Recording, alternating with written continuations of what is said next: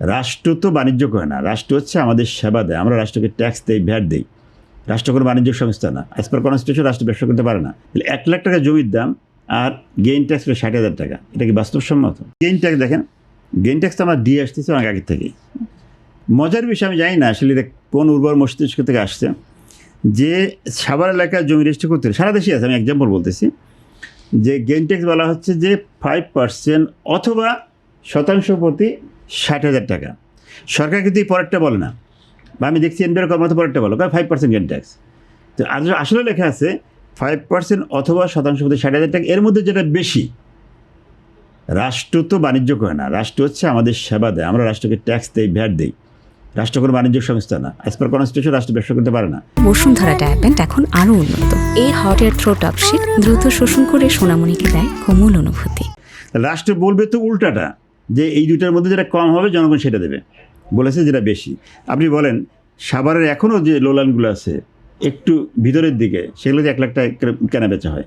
তাহলে 1 লাখ টাকা জমির দাম আর গেইন ট্যাক্স হলো 60,000 টাকা। এটা কি বাস্তবসম্মত? সেটা করে রাখছে। তো এইভাবে করে এই সেক্টরটাকে ধ্বংস করার জন্য যা যা দরকার মানে সবই অলরেডি করা হয়েছে। তো এখন হচ্ছে আমাদের বাঁচা মারা কোশ্চেন, যে এই সেক্টরে আমি ধরলাম যে ঠিক আছে সরকার অ্যাগ্রেসিভলি করলেন না, ফাইন, কারণ দিন শেষে লস কার হবে? আমরা মুষ্টিমেয়, আমার রিহাব মেম্বার আছে 1,800, এর মধ্যে অ্যাক্টিভ মেম্বার আছে মাত্র 1,000। তো এই 1,000 মেম্বার তাদের কিন্তু সামর্থ্য আছে, ইচ্ছা করলে ব্যবসা বাদ দিয়ে অন্য ব্যবসা করতে পারবে, সমস্যা নেই। 1,000 লোক কিন্তু অন্যদিকে শিফট হয়ে যাবে। বাট সরকারকে ভাবতে হবে তার দেশের আবাসন সেক্টরে কী হবে। সরকার কি রাষ্ট্রীয়ভাবে 18 কোটি মানুষের এই সমস্ত ফ্ল্যাট তৈরি কি দিতে পারবে? এটা কি সম্ভব হবে?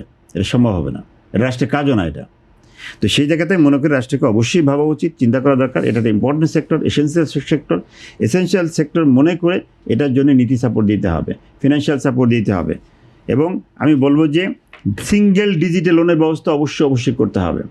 গভর্নমেন্ট যে স্পেশাল প্রোগ্রাম নিয়েছে সেই স্পেশাল প্রোগ্রামে থাকতে হবে।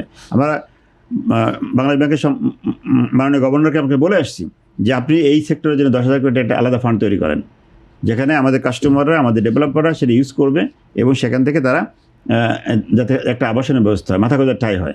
সেটা যদি না হয় আলটিমেটলি এই সেক্টরটা কিন্তু টিকে থাকবে না। যদি এই সেক্টর টিকে না থাকে, আমি শেষ করছি, যে তাহলে দেখবেন আলটিমেটলি দেশ ক্ষতিগ্রস্ত হবে। মনে রাখবেন দিন শেষে যে দেশের ব্যবসায়ী ভালো থাকলে দেশ ভালো থাকবে, আর ব্যবসায়ী ভালো না থাকলে দেশ ভালো থাকবে না।